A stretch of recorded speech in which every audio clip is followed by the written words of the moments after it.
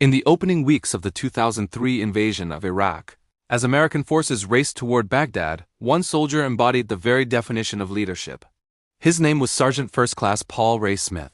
A 33-year-old combat engineer, Smith was known for being tough, disciplined, and fiercely protective of his men. They joked about his strictness, but their trust in him was absolute. They knew that he demanded excellence because he always led from the front, never asking them to do something he wouldn't do himself.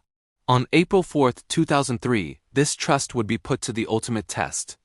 Smith's platoon was tasked with securing an area near the recently captured Saddam International Airport.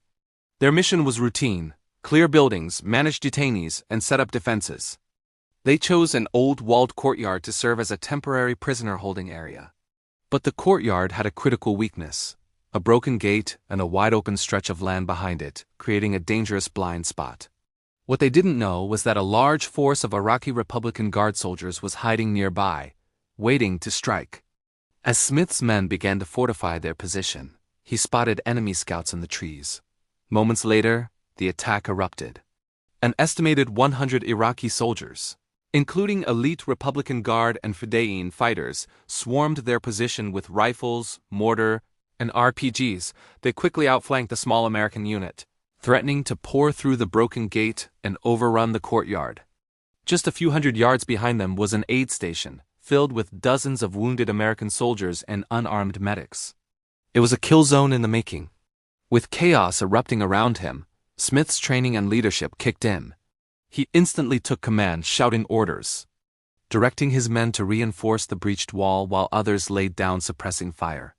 He grabbed his radio, calling for reinforcements, then ran into the open, under a hail of bullets, to drag a wounded soldier to safety. He guided a Bradley fighting vehicle into position to help, but it was almost immediately hit by an RPG, wounding the crew. The only heavy weapon left with a clear line of sight was the .50 caliber machine gun mounted on top of a damaged armored vehicle. Looking at the exposed gun, then at his surrounded men, and knowing the aid station was defenseless, Smith made a decision. He climbed onto the exposed turret, completely unprotected, and seized the handles of the .50 cal. The massive machine gun roared to life, its heavy rounds tearing into the enemy positions. He swept the barrel back and forth, a lone figure holding back a tide of attackers, buying precious seconds for the medics and engineers behind him.